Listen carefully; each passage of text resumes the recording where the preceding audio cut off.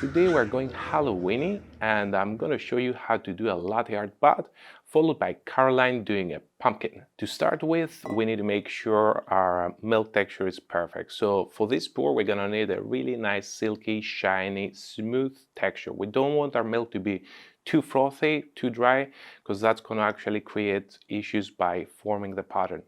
The first step here is to pour a 3-layer tulip. Very simple, just each bubble within the other. And then the tricky bit for this pour is actually reversing the cap and finishing with a heart that's going to form the head. From thereafter, you just set the cap down and finish up with some really basic etching. Now, since we have our base pattern ready, we're going to start by stretching the top heart here to create some ears for the bat, and then the lower heart as well to form claws.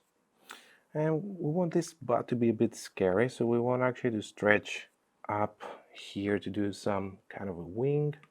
And from here on, it's very easy. We're just going to take a little bit of a brown crema and start forming our eyes, detailing the ears a bit, the mouth, a couple of fangs, little nose, and then the eyeballs. There you go. So now that we've done our bat, let's move along and try a pumpkin. The pumpkin design is really nice. It starts with the simple technique that we use for pouring a heart, and then we will use some etching tools to do the detail of the face. We will start off by anchoring our base with a small splash of milk, and then just go in with a confident, steady pour.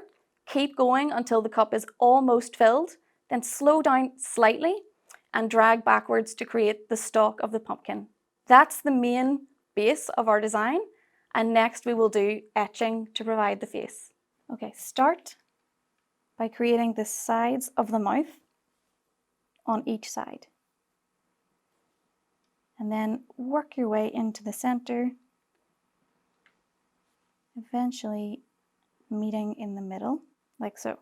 Next, some eyes,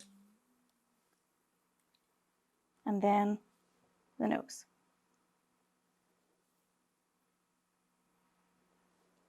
Done.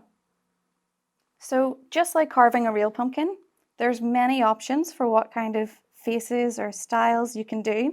Really feel free to make it your own and play around with the different options.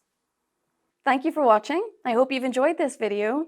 Make sure to like and subscribe for more coffee, tricks and treats, and I'll see you in the next one.